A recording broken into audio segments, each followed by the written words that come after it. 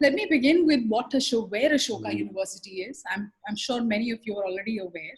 Ashoka University is basically a concept which is collective philanthropy. So, actually a big bunch of founders, which is 100 plus, have come together and who have faith and belief in the power of liberal education in India. And those people have come together and contributed large amounts of their wealth towards Ashoka University. Ashoka is not owned by a particular person. There's no Mr. Ashoka behind Ashoka University, or there's no family business money. This is a concept of collective philanthropy. And Ashoka University, as you may know, is based out of Sonipat. And there is a small part of Sonipat called the Rajiv Gandhi Education City. Now, this part is actually coming up as a big university town. Just across from Ashoka, across the highway is, in fact, Jindal University as well, OP Jindal University. And as part of the Rajiv Gandhi Education City, there's Ashoka, there's OP Jindal, and there are many others who are, in fact, coming up. So it's a very safe environment. It's a very, very safe city, I would say. And of course, because this is a fully residential program, students have to stay on campus, and they of course have access to Delhi, which is about 40 kilometers from the campus. The last metro station of Delhi, which the closest to Ashoka is about 40 kilometers, and we have regular shuttles, a shuttle every 10 minutes that goes to Delhi and back. So that's pretty much where Ashoka is. The campus is about 25 acres, and we're expanding at a large rate. Because we want to make sure that quality education is available to everyone and nobody really loses out on that. Now, all right, moving on to what liberal arts education is. I'm going to take you back of many, many years actually, and the time of Nalanda University and in fact Takshila University. Now, these universities were actually a part of India hundreds of years ago, and both of these were in fact liberal arts universities. So there is very often, I'm very often parents ask me this question, parents and students, that liberal arts is such a Western concept. यहाँ India में क्यों पढ़ाते हैं? Why are we teaching children why are we teaching in the liberal arts education in India? And my response to them always is that actually liberal arts and sciences originated in India many, many years back. And I'm sure many of you are even aware of Chanakya. He was a part of Chandragupta Maurya's court. Now, Chanakya had in fact studied at the Nalanda University. So if that's what you want to be, then you must come to Ashoka, because liberal arts and sciences education will really make you I would say, the master of everything. It's really a very, very powerful tool to understanding and to gaining the knowledge and the depth in a particular subject that you like. So I usually, I take the model of I take the T-shaped model that you can see on your screen, and I use that to explain liberal arts. So basically, the horizontal part of the capital letter T is the breadth of knowledge that you gain, and the vertical part is the depth of expertise that you get. Now, you must understand that a liberal arts and sciences education is not a kind of subject that you study. It's actually a way that you study whichever subject that you have, that you've chosen for yourself. The beauty of studying, pursuing a liberal arts and sciences education at Ashoka is that when you're applying to Ashoka, we do not ask you what you want to major and minor in. You, in fact, only declare your major and minor in the third semester, which is roughly after a year and a half of the time that you've spent at Ashoka. So all that while, you're actually getting to explore different subjects of your choice. And of course, in those 3 semesters, we're also helping you understand your subjects better by, I would say, by arming you with the concept of foundation courses. And I'll come to that a little later. So basically, a liberal education is something that's beyond marks, and it's definitely beyond you all as students. We are looking at you as individuals. You will be empowered to think by yourself. You will be empowered to ask the right questions and not assume an answer which is just by taking things on face value. That's not that's the power you will get with a liberal arts degree.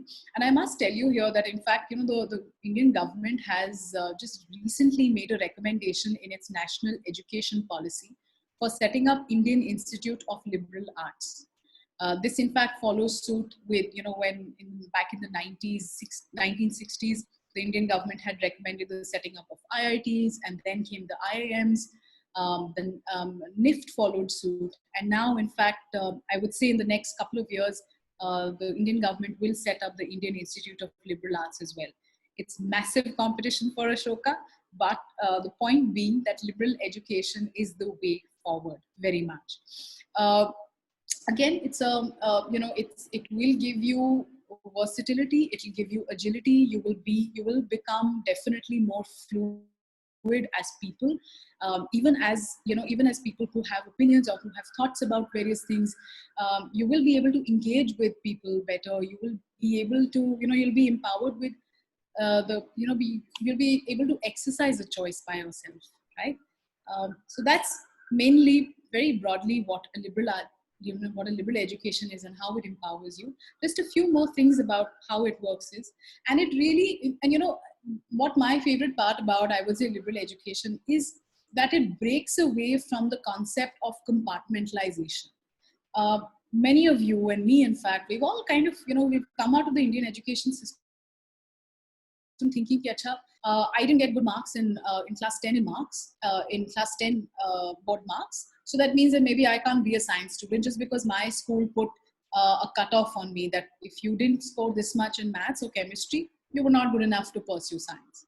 So that really is undone for you in a liberal education. We do not compartmentalize you as arts or commerce or science students. It's also very important to understand that liberal education does not mean humanities, or it does not mean arts. I insist on calling it liberal arts and sciences because the subjects are not just limited to non-science subjects. It also includes science subjects, and I will take you through all the subjects we offer at Ashoka. So of course, as I spoke to you before, you have this freedom to choose what you want to study. You are not going to be limited to the subjects that you would like to pursue, or you would like to explore whether you want to take them up as majors or minors at all. And another very beautiful part of liberal arts and sciences education is that it has an interdisciplinary approach. So you have subjects which actually talk to each other. You have subjects that enhance each other's beauty without losing their own importance. So let's say that you're doing a major in psychology. So for a couple of things which are going to be a part of your course, you would perhaps also need to study English literature, or you would need a little bit of biology. Along with that, you perhaps will also need a little bit of entrepreneurial knowledge. So that's how, subjects are woven together in a liberal arts and sciences model. And it's not just a one-track education. If you're picking up one major, be assured that you will be exposed to many other subjects as well. And of course, the length and the breadth aspect, which is the T-shaped model. All right. Now, this really is, what is Ashoka's vision? Well, it's to provide world-class education to Indian students, to prepare them to really be the next leaders of the country. And I must share this with you right now that, in the current situations with COVID-19, we've been having many conversations with students who are right now, in fact, pursuing their engineering degrees or liberal arts, in fact, at some of the top US colleges, and they actually want to come back. They want to come back and they want to start all over again at Ashoka. So perhaps this is it's not the best silver lining, but perhaps it is how it is. And that's the whole vision of Ashoka, to provide the same kind of faculty, the same kind of education right here in India, and which also does not even cost you as much as a US university degree would.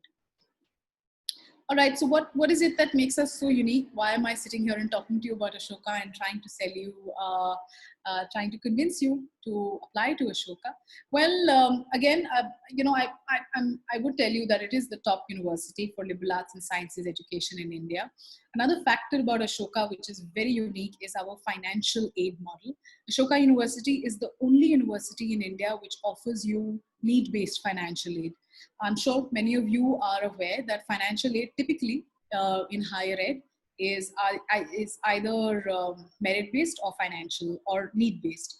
And Ashoka is the only university in India that offers need-based, which means broadly that we do not look at your grades to offer you scholarships or financial aid. We actually look at, we sit with you and your family, and we do a small audit of your family's finances, and we look at the family's financial capacity and then decide about the financial aid that we are going to offer you. I will come to a few details about the financial aid in just a bit. Another factor that I do want to tell you, I'll highlight to you, is the faculty at Ashoka. Now, for most colleges and universities, uh, the spine or the backbone that most of us look out for is the faculty. And I'm very proud to say that the faculty at Ashoka is absolutely brilliant. We have we have faculty from some of the best colleges around the world. These are also people who are currently pursuing their own researches or have done so in the past. And I'll take you through a few faculty as well. But these are broadly some of the things which are very, very important, factors that you should know about Ashoka.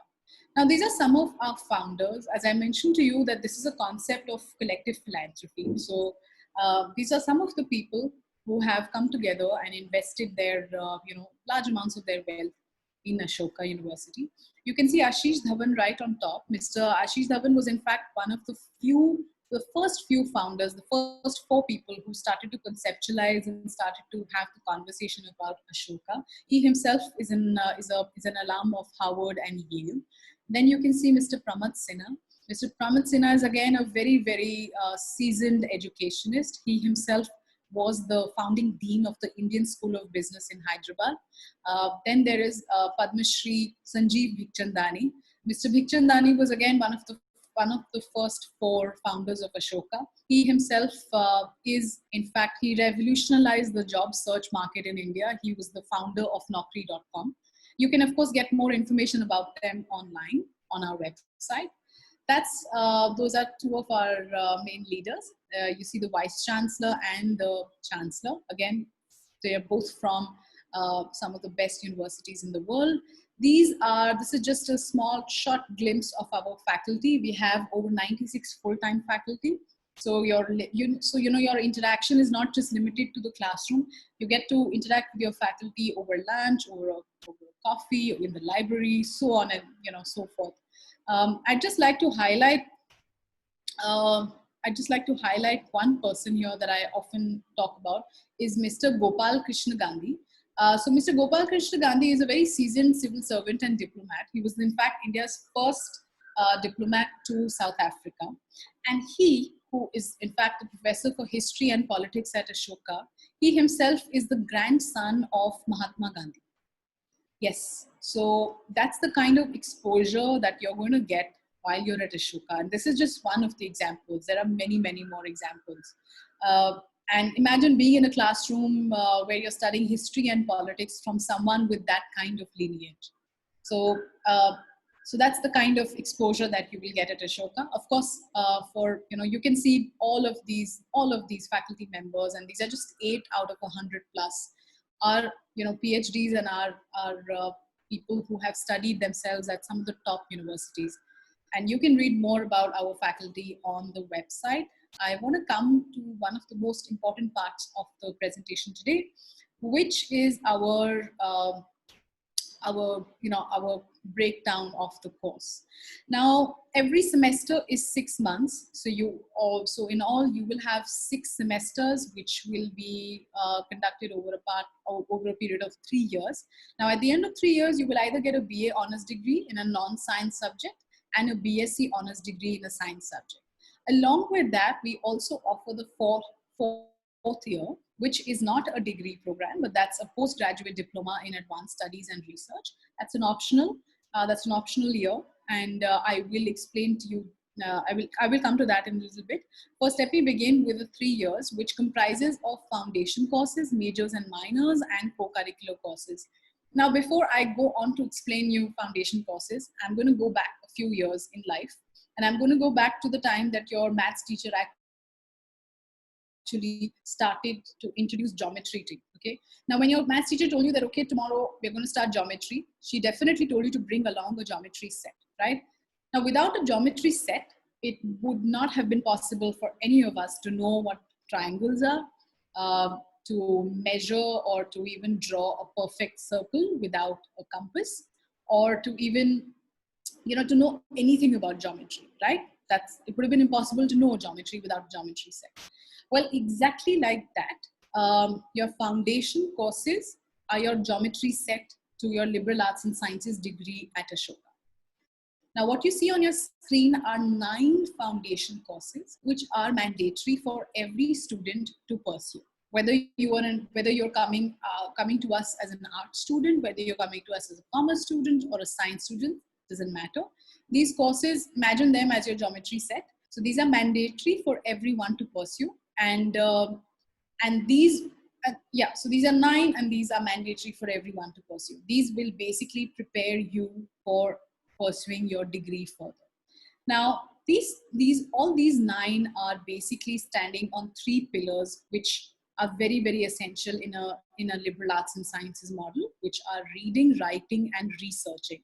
There will be a lot of reading and writing and researching while you're at Ashoka. You may be used to library periods in school where you're just, you're just loitering around, or you're missing them, or you're just hanging around just because it's air conditioned, maybe. But please remember that that's going to completely change while you're at Ashoka. We will actually empower you in many ways to actually to learn how to read, to learn how to research. Very, very important. The Indian education model does not teach us how to make use of the library. And of course, how do you write? Again, very important. So these are 3 aspects which will be the main pillars of your foundation courses at Ashoka. All right. Now I'm going to come to the majors and minors. Sorry. Yeah. All right. Okay. Now these are the majors and minors subjects that are offered at Ashoka. Before I begin explaining anything, I want you to note a couple of things. Now at Ashoka, you are required to pursue minimum of 1 major while you're pursuing the 3 years. You can pursue a double major if you choose the 4th optional year. All right. Now, picking a minor is not mandatory. So that's not going to be mandatory for you. If you want to pick just a major, that's also fine. Now, in your leftmost column under pure majors, you'll see a few subjects that have an asterisk on them. These subjects will require you to have studied mathematics in class 11 and 12. All right, that's a prerequisite. Another prerequisite that I must mention here are that if you want to pursue a BSc honors in physics, you should have pursued physics in class 11 and 12. The same for chemistry. For that, you should have studied chemistry in 11 and 12. And the same for biology as well. So those are prerequisites, and please remember those. And there's in fact also mentioned on the screen right here. If you would like to take a picture of this screen, you're welcome to do that as well. That's fine. Otherwise, all this information is definitely, of course, given on the website. Now, let me come to how do you pick a major and a minor? What are we doing with interdisciplinary majors? How do pure majors work? All right. Now, let's say that you like to pick a major from one of the columns of pure major. All right. Let me pick psychology. So let's say you want to pick psychology and you want to pick a minor in international relations. You're welcome to do that, again, because also there are no prerequisites here. Please remember. So in the middle of your 3rd semester, you are welcome to declare your major as psychology along with a minor in international relations.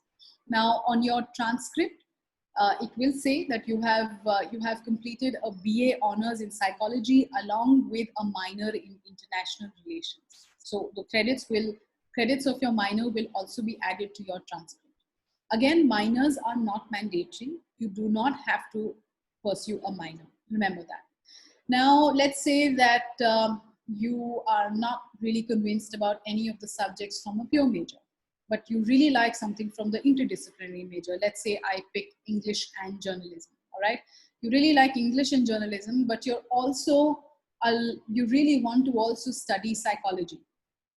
Now, what will happen here is that if you pick any subjects from an interdisciplinary major, you can major in them. How also, if you like a subject from pure major, but you don't like it enough to pursue it as a major, you can convert a pure major into a minor. All right.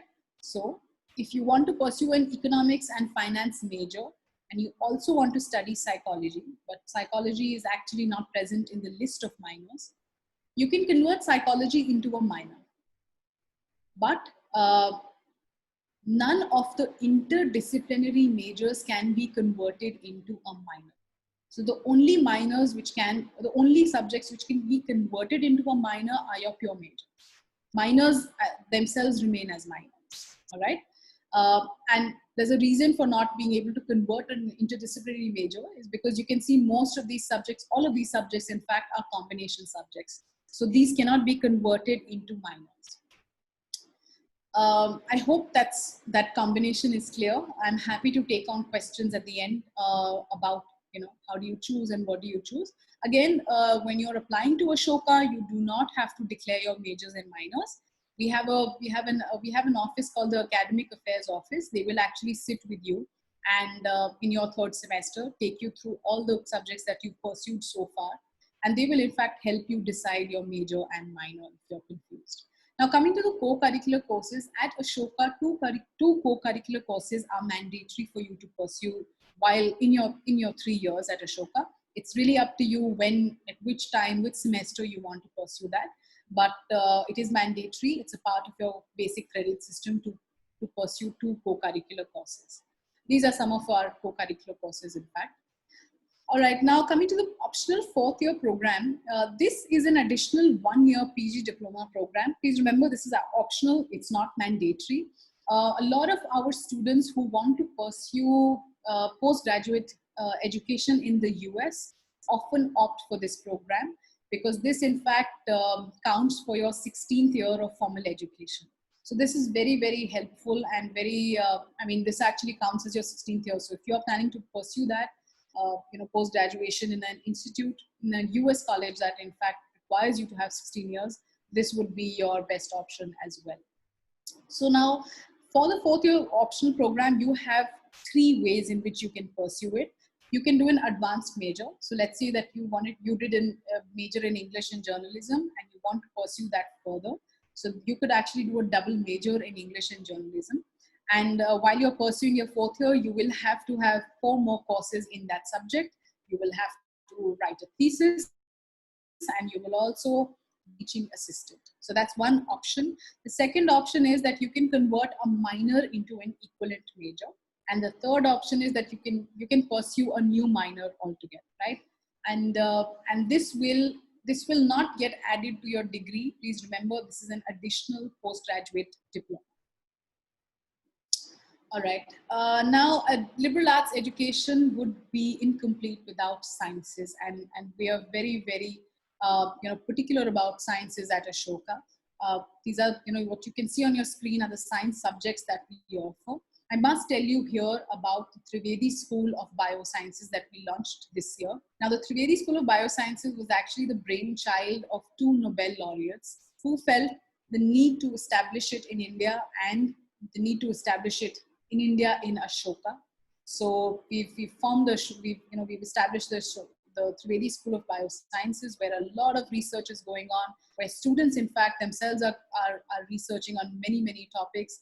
Our faculty is brilliant. Some of our students in fact are here in Bangalore pursuing their research at the Indian Institute of Science. We have state-of-the-art laboratories. Science at Ashoka is not taught in a classroom, it's taught in the laboratory, it's taught by doing, it's taught by researching. You can of course read much more about this on the website. Some of the, I can tell you some of the researches or some of the topics that we're actually working on are the application of artificial intelligence in biosciences. There is also a lot of, there's a lot of research that we are doing on COVID-19 virus, as well as the way forward with the vaccine, in fact.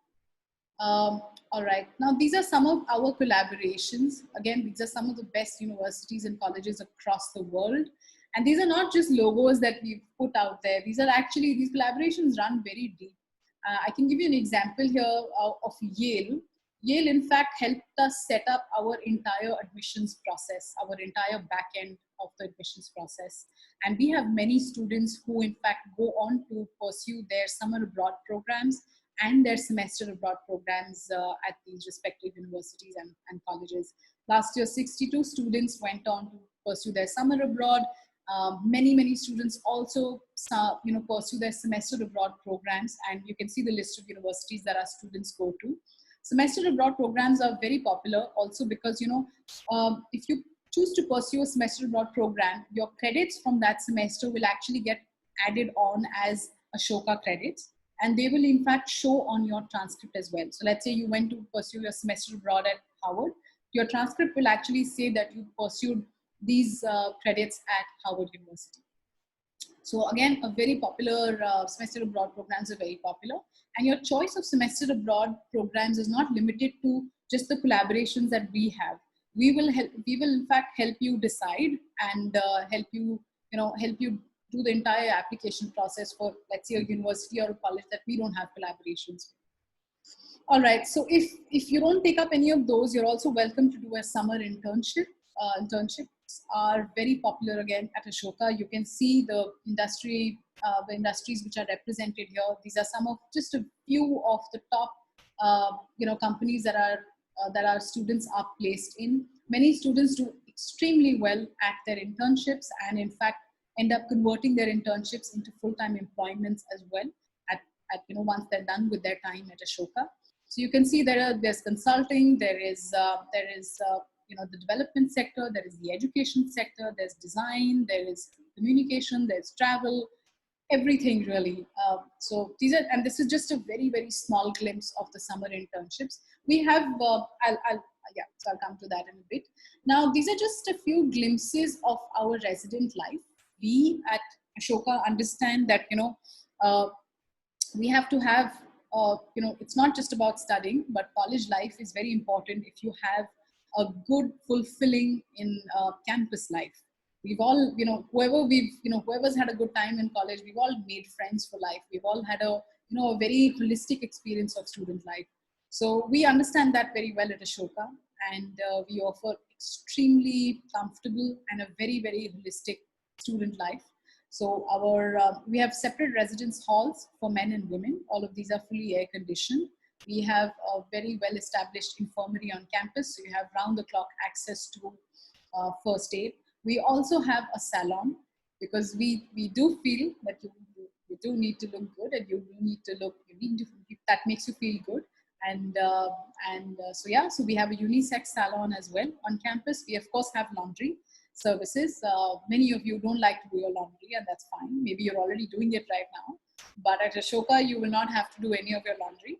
And of course there are gymnasiums as well. And I must tell you here, in fact, that last year, sometime in November, there was quite an outbreak of pollution in North India, and Sonipat was in fact hit quite bad. So that's the time we actually shut our campus for 1 week completely, and we installed air purifiers all across campus, which run round the clock, not just during the time that pollution is on high levels. So that's the kind of interest we take and initiatives that we take for making sure that our students and everyone on campus is absolutely comfortable. These are some of the clubs and societies on campus. These are just very few glimpses. There are about 55 plus. I think that's a low number, dated number. We have, I think, a 70 plus clubs on society and societies on campus. We also have a very active and democratic student government that has a say in many factors, and many decisions are taken with their opinions as well. Sports and fitness is also given a lot of importance at Ashoka. We have a beautiful swimming pool. My favorite is the 10-meter shooting range. It's a beautiful range, indoor range. And we have, of course, facilities like tennis, badminton. We've had many students who are professional sports players who have studied at Ashoka and on the side pursued their professional sports on the side as well, and we make sure that they don't lose out on any of their coaching as well. So yeah, these are the sports and fitness facilities. I'm going to invite here Abhinaya, who's in fact a part of Edbrand, and she happens to be an ex Young India Fellowship fellow. Abhinaya, if you're here, would you like to share your experience about student and campus life? Hey Rubina, thank you so much for inviting me in. And yeah, for sure, I would love to chime in and add anything that I may be able to add. So I think one of the best things that I like about studying at Ashoka, as Rubina introduced, I did the YIF, which is a postgraduate diploma in liberal studies. So it's not the undergraduate program, but the best part about studying in Ashoka is that while there is the undergrad, the YF, and the MA programs, the student communities in each of these programs get to interact with each other a lot because of the way the campus is built and because of the way the student life and resident life it also functions. So if a student is part of the dance club, or the drama club or the theater club, the postgraduates and MA students sometimes may be more experienced, may have done more in these sections of extracurriculars. So the undergrads also get to draw a lot from there, and we get to draw a lot of our experiences from the other student bodies as well, which I found to be extremely inviting and super friendly. Apart from that, I think what I really like about Ashoka is that the Ashokan students have a very unique voice. The best part about being a part of a liberal arts campus is that we are able to function independently as a student body. In fact, there are 55 clubs right now, but if an undergraduate student, even a first year student, wishes to start a club of their own or an initiative of their own or do something that they are passionate about, then it doesn't take much for them to be able to go forward with their idea, because I think at Ashoka ideas are encouraged, initiatives are encouraged very seriously, and the student body is extremely vibrant and positive and super diverse. And one of my favorite parts of the infrastructure is also the lawns at the Ashoka, the mess lawns, where a lot of classes also happen outside. So that's very interesting. Again, part of a liberal system, I guess, where you're not confined to a classroom, although the classrooms are stellar and top notch. A lot of our classes, especially in good climate, happen on lawns under the winter sun. So it's very refreshing to see professors and students interact in environments that are not constrained or restricted. And we also get to speak to professors that are also super encouraging and accessible. So I have had very interesting interactions with professors from MA courses and undergraduate courses. And within the undergraduate community, I feel like a lot of students are encouraged to speak to their professors, not only during their office hours where the professors are super available, but also at the mess. We have lunch with our professors, we have dinner with our professors, and we also have discussion groups that happen in the faculty lounge. So I feel like it is a space that really encourages any curious mind and encourages anybody who is interested in being themselves and of course exploring different aspects of themselves that they didn't know they could flourish in. So I think those are a few points that I wanted to add. Great. Thank you so much, Abhinaya. That's so interesting. Only a student can talk about lawns, and I'm sure the winter on those Ashoka lawns is beautiful.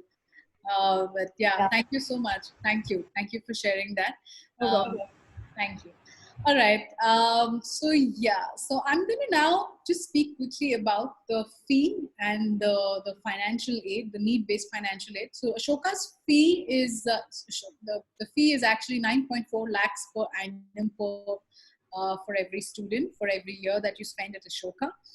We of course offer need-based financial aid. The conversation about financial aid only comes after the first stage of selection. And I'll tell you what the first stage is. Basically, it means that we do not look at your grades for offering you financial aid. Last year, 1/6 of the student population at Ashoka was on full financial aid, which means that 100 students out of 600 students on campus were on full scholarship. Out of those, out of the 500, the rest 500, a few paid entirely for their fee, and the rest were actually on some financial aid or so. So it's financial aid is not just 100%. It's also, it could be 80%, it could be 70%, it could be 20%. It all depends on the family's financial capacity to pay the fee. So that's the kind of, and the conversation of financial aid, once, of course, it's finalized for all the years that you choose to spend at Ashoka. So the percentage of financial aid does not change from year to year. Once it's set, it's set. Even if you win a lottery, you will continue to have your financial aid. It doesn't matter. All right. No student, of course, has ever been rejected due to financial constraints at Ashoka. That's the kind of funding we have been getting over the years and will continue to get as well. All right, this is actually one of my favorite parts, where I get to talk about the placements and careers at Ashoka. Now, at Ashoka, we don't believe in just placing our students in jobs. We do know that each and every student will get a job, and that's how it's also been. We've had a 100% placement record. At Ashoka, we have something called as the Career Development Office, which works very closely with students right from the beginning, whoever chooses and wants to be a part of the Career Development Office, that is. So we actually help them, write their and update their resumes through the 3 years that they spend, including their internships as well. We take them through a lot of dummy interviews, a lot of dummy group discussions. Many of our founders, in fact, come down and speak to all of our students about their own experiences, about hiring. In fact, recently we had a conversation with Mr. Ashish Dhawan about how do you negotiate salary. So that was very interesting and a very, very popular talk, because that's something that many of us shy away from. No matter what age you are, we often shy away from negotiating our salary. And in fact, especially if you're just fresh off college, it becomes even more challenging and difficult. So the Career Development Office is basically an incubation center for all the students. It's an excellent place to groom yourself and to be ready for choosing a career. And you may even have multiple careers and multiple jobs. So it really prepares you for that. Again, these are some of the industries and companies that our students get placed at. Another thing that I must tell you here, that a liberal arts and science degree will never limit your options of placements and career options. And I'll show you a few options. I'll show you a few examples of students. I can mention one here. There was a student called Priya Rathod who passed out of college a few years back. And she actually was a political science graduate. And typically we would think that Priya would go on to pursue her, perhaps her master's in political science, or she would join the education sector or the development sector. But Priya was actually offered the position of a business analyst at McKinsey. Yeah, so, and McKinsey would typically go to a BBA college or a BCom or an economics and SRCC or an LSR or so on and so forth. But they actually started now.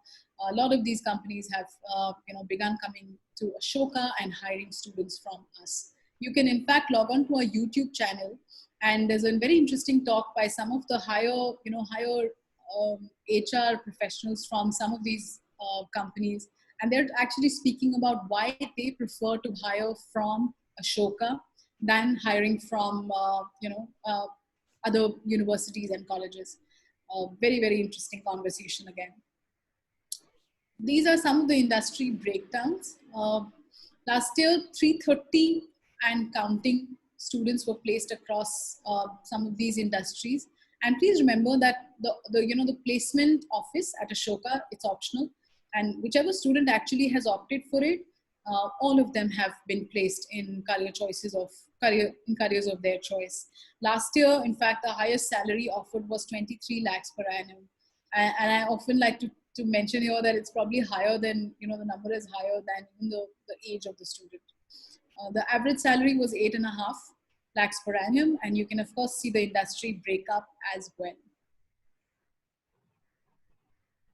Those who go on to study after Ashoka, these are some of the universities where our alums are right now. Again, some of the top colleges and universities. And it's also been very, very good for our students because of the kind of collaborations we've had, and the kind of, kind of faculty that we've had at Ashoka. Many of our faculty have, in fact, previously taught at some of the best institutes. So it's been very, it's been very good for our students to go on to study their pursue further studies at some of these colleges because of the kind of networks we've been able to establish. Now, the Ashoka process, admission process is very, very holistic. It's absolutely beyond cutoffs. Like I mentioned right in the beginning, we're not looking at you as students, we're looking at you as individuals. So we are looking at your co-curricular activities, your sports activities, we are looking at your marks from 10, 11, and predicted grades from class 12. SAT and ACT scores are optional. If you're not comfortable declaring them, you don't have to. We are very interested in all the activities that you have pursued outside of school as well. So you may have had, you may have pursued a project outside of school. You're welcome to tell us about that. We will, of course, require you to furnish a letter of recommendation from preferably a teacher who's known you from, not very far long, perhaps class 11 and 12. We will also require you to respond to 3 essay questions or prompts. This basically, the first 2 columns takes care of your first stage of selection. Once you're through, we will conduct an online interview. We will also conduct an online essay, and we also have something called the Ashoka aptitude test. The AAT is an optional test. It's not mandatory, but I would recommend that you take it if you are not declaring or if you've not attempted your SAT or ACT exams, only because we will take the best of the 2. If you do clear the first 2, the first round of selection, and you have not given in your SAT or ACT scores, I would urge you to definitely take up the AAT. It's a very simple exam, and the sample papers, in fact, for the AAT are available online on the website. Okay, these are our admission timelines. These, of course, are not relevant right now because we've just, in fact, wrapped up our 4th round of application. Since COVID broke out, we actually, in fact, we shifted everything online. It was a very seamless process, and we are expecting to start classes on campus on the 31st of August, 2020. Now, some of you may be in class 11 right now, or some of you may be going into class 12 right now. For all of those, our applications will actually open up for intake of 2021 sometime in October, November, and we will communicate that via our website. And of course, I'm sure via Edbrand as well. You will know when our applications open up. I would recommend that you apply in round 1, only because you're really catching the admissions committee fresh. I would always recommend that you apply in round 1. Please know and please remember that there are no fixed seats for any of the rounds. But yes, round 1 and round 2 would be the best options or best time to apply. These are some of our contact details. You're welcome to take a picture of this. You can write to me. You can even call us. You can call me, or you can call the UG helpline as well. We, of course, right now we're not having campus tours, but once things normalize, you are welcome to write to me, and I can connect you to our campus tour team. Campus tours are Mondays and Fridays, 11 to 1 p.m., where you can be on campus, you can interact with students, you can interact with faculty, and you really get to have the whole experience of Ashoka. These are, of course, some of the student profiles, which I always like to, which I'd like to share. This is the girl here, Priya Rathod, that I spoke to all of you about. And yeah, I'm going to leave it here, and I think we can open it out for questions now. Yeah, Rubina, there are a few questions. I do want to actually check with you if you're sharing the screen, because I am not able to see your screen being shared. Oh, is it? Okay. Let me see.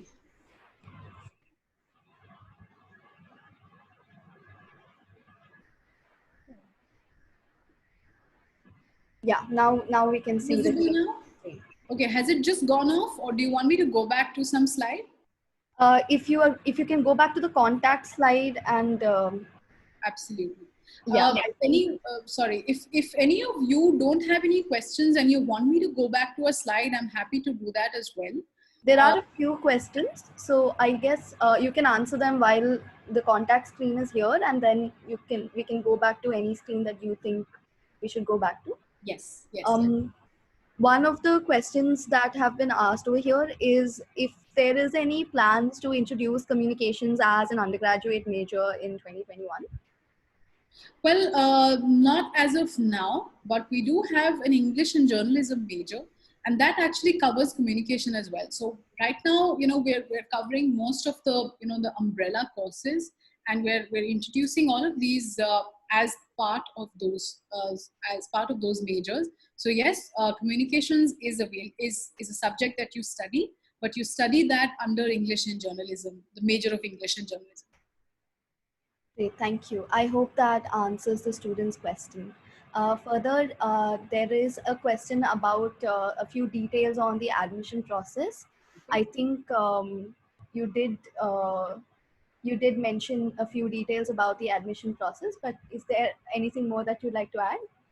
I just like to say that please remember that whatever you put on your application is all that we will know about you.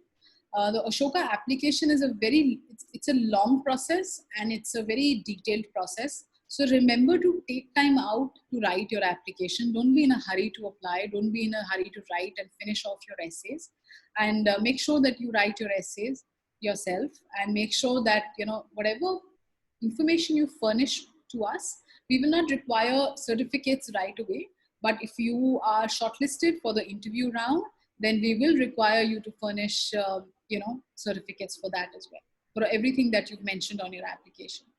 Thank you, Rubina. One student actually wants to understand the admissions process for 2021 in specific. Perhaps Antara is referring to the COVID situation, which has affected the plans, academic and in extracurricular plans of students. So, is there some piece of advice that you can give or something that you can share for 2021 batch specifically? I'm assuming she's talking about the 2021 intake, right? Yeah. Next year. All right. Well, as of now, no, not at all. I think that's more than a year and a year away. I think, and because we've been able to move online seamlessly, and we will be starting classes on campus on the 31st of August 2020. I don't see any difference in 2021 being any different, honestly. Of course, we will all have to take many more precautions in terms of sanitization, and I'm assuming we will need to take those precautions moving forward in a few years to come, perhaps. But as of now, there is no difference in the admissions process, not at all, nothing at all. All right, thank you. Just one more thing. I think the detail where we missed out on the share screen process was from the student life bit. So if you can go back there, because I think the screen, I'm very sorry about this. I don't know what's happened, but is no this problem. fine? This is the resident life. This, of course, is just a few glimpses. These are some of the clubs and societies on campus. Yeah, I think after this slide. All right. The sports and fitness, these are some of the facilities. You can also take a virtual tour of the campus on the website. That's also something that you can take. This, of course, is about financial aid that I spoke to all of you about. And these are some of the industries and companies where our students are placed. A student asks about the summer camp at Ashoka. I believe she is referring to YSP or Yes. any other summer camp that is there at Ashoka. No, Uh, she's definitely, sorry, go on. So she's just inquiring about the importance of the summer camp. Okay, great. Well, the YSP program is a very is a lovely program for all class 10 and 11 students. This year, in fact, we opened it up to class 12 as well, and we moved it online. Now we in fact have two kinds of the Young Scholars program. There is the usual Young Scholars program and the Young Scholars program Advanced. The online versions are 5 and 10 days, but the on-campus versions are much longer. Of course, right now, in fact, the YSP program is happening as we speak. So the applications are closed right now. But if you're interested, you must apply for the YSP program. A couple of advantages that you'll have is that you'll get introduced to the liberal arts and sciences program. You will be pursuing it on the Ashoka campus. You will be exposed to all the Ashoka faculty. You'll get to learn you'll get to learn along with students from across the world. So YSP program is not just limited to India; it's also open to kids, across the world. So it's really the whole experience of Ashoka in a nutshell. So it'll really be very, very useful. And in fact, we have an option on our application on our application portal as well, where if you have pursued the YSP program, then we would really love to know about that. Thank you. There's also a question about the STEM courses at Ashoka. The student asks if there is a degree offered in Bachelor's of Sciences, or if there's any comments on STEM courses at Ashoka that you'd like to make. Okay, well, right now we don't have anything specific to STEM, but if you're looking at a BSc honors degree, if you're looking at a science degree, then these would be your options. So you have pure sciences that you can, so let's say you do physics, you'll get a BSc honors in physics. Let's say you do a computer science in entrepreneurship science degree, so you will get a BSc honors degree in that.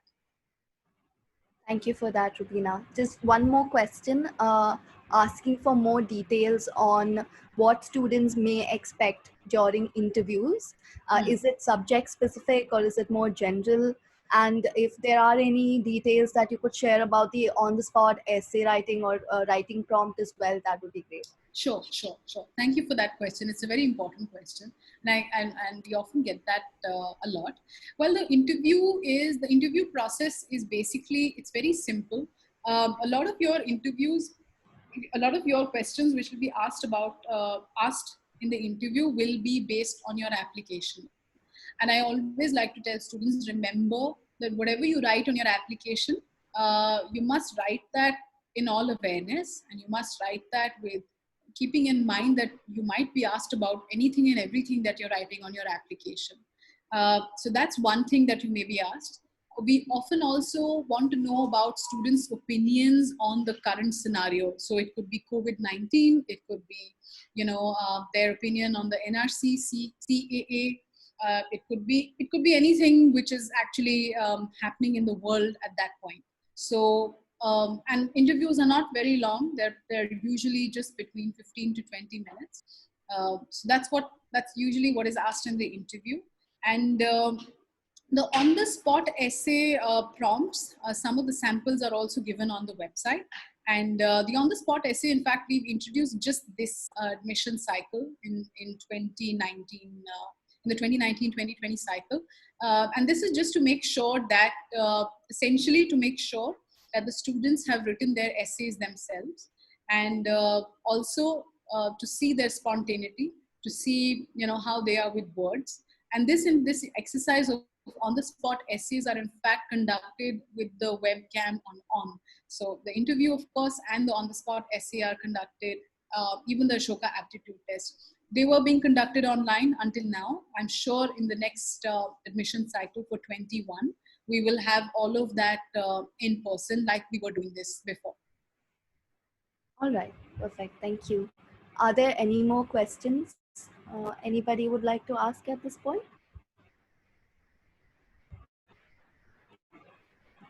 I'm also happy to go back to any slide that anybody would like to. If you don't have any questions, I'm happy to go back to any of these slides.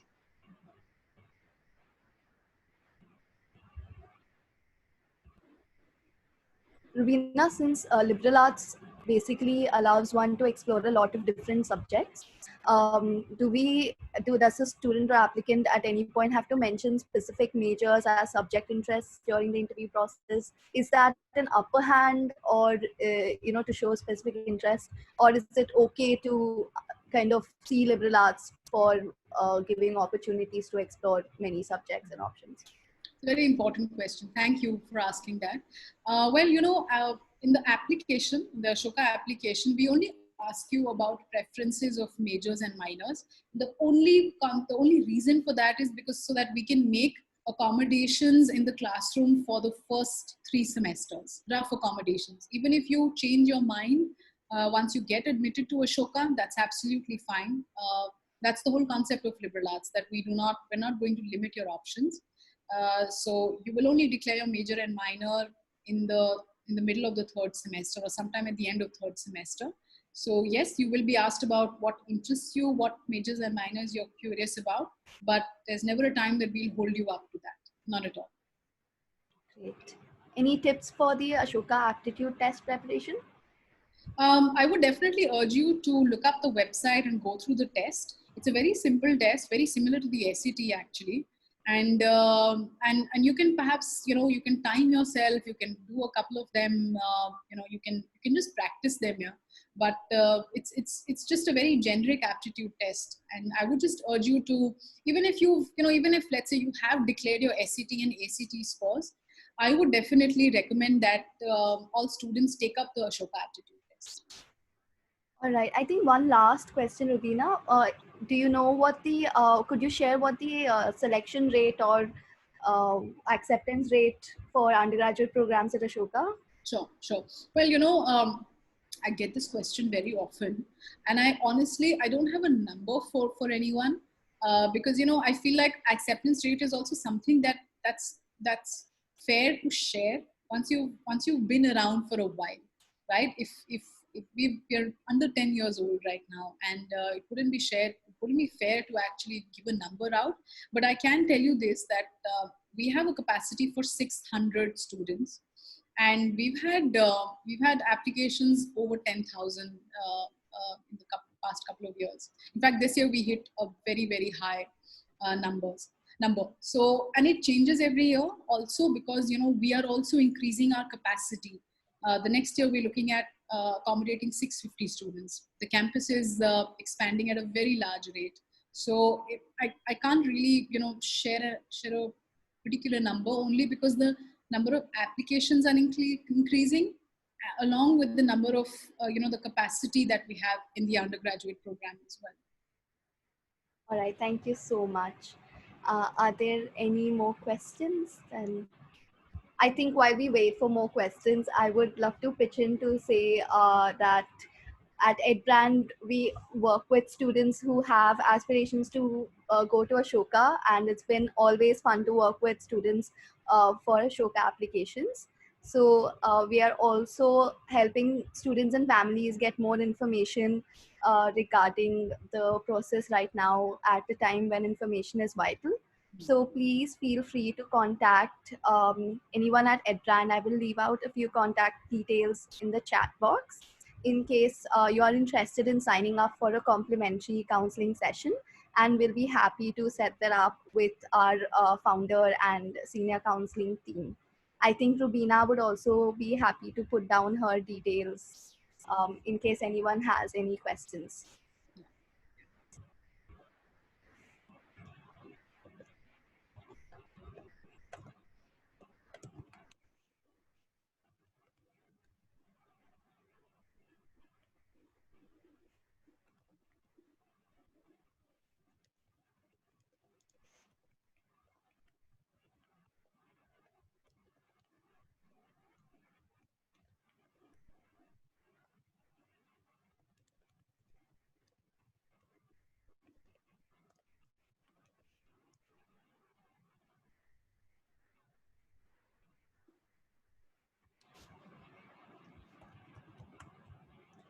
Thank you so much, everybody, for joining. And thank you so much, Rubina, for the super informative session.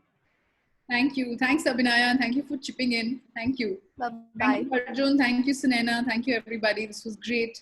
And I hope I can, be of help to all of you and your clients who are going to apply to Ashoka. Thank you very much. Have a great week, everyone. Thank you, Rubina, and hope to see you again on our webinars. Yes. Thank you.